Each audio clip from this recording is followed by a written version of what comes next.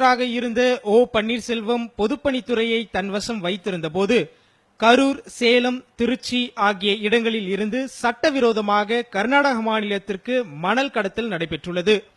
இதற்கான ஒப்பந்தத்தை எடுத்து மணல் அனுப்பி வைத்தவர் பன்னீர்செல்வத்தின் மகன் ரவீந்திரநாத் என்பதும் தெரியவந்துள்ளது.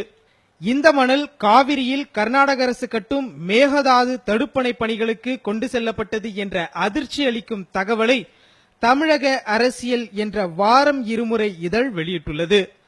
தமிழர்களின் கண்களை தமிழர் ஒருவரே குத்திய கொடுமையை அந்த ஏடு விவரமாக தெரிவித்துள்ளது. கர்நாடகா அணை கட்டுவதற்கு தமிழகத்தில் இருந்து மணல் அனுப்புவது வெளியே தெரிய வந்தால் மக்கள் மத்தியில் கொந்தளிப்பு ஏற்படும் என்பதால் ஓ பன்னீர்செல்வம் குடும்பம் டிப்பர் லாரிகளுக்கு பதில் நேஷனல் பெர்மிட் லாரிகளில் மணல் கடத்தி சென்றதையும் அந்த ஏடு அம்பலப்படுத்தியுள்ளது. நேஷனல் பெர்மிட் லாரிகளில் மணல் கொண்டு செல்பவர்களை குண்டர் சட்டத்தில் கைது செய்ய விதிகள் உள்ள நிலையில் பொதுப்பணித்துறை அதிகாரிகளின் ஆசியோடு பாதுகாப்பாக மணல் மேகதாதுவுக்கு கொண்டு செல்லப்பட்டுள்ளது.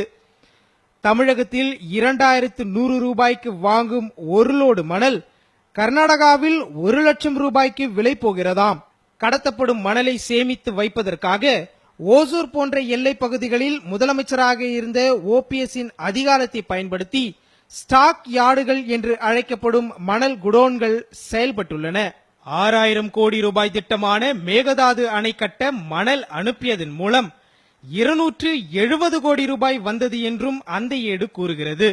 மேகதாது அணை கட்டும் பணிக்கு மணல் கொண்டு செல்வதற்கான கான்ட்ராக்டை பெற்று பங்குதாரராக செயல்பட்டவர் தற்போது சிறையில் இருக்கும் மணல் மாஃபியா தலைவர் சேகர் ரெட்டிதான் என்ற தகவலையும் தமிழக அரசியல் ஏடு வெளியிட்டுள்ளது. மணல் கடத்தல் தொழிலுக்காக ஓ பன்னீர்செல்வத்தின் மகன் ரவீந்திரநாத் நடத்தும் நிறுவனத்திற்கு சொந்தமாக 100 கணக்கில் புக்லேன் எந்திரங்களும் டிப்பர் லாரிகளும் இருப்பதாக அந்த ஏடு கூறுகிறது. காவிரியின் குறுக்கே மேகதாது அணை கட்டுவதற்கு தமிழகமே எதிர்ப்பு தெரிவித்து வருகிறது. ஆனால் அதை எதிர்ப்பது போல் நடிக்கும் அதிமுக அரசின் முதலமைச்சராக இருந்த பன்னீர்செல்வம் குடும்பமே அணை கட்டுவதற்கு தமிழகத்தில் இருந்து மணல் அனுப்பி வைத்த துரோக செயலை தமிழக அரசியல் என்ற ஏடு அம்பலப்படுத்தியுள்ளது.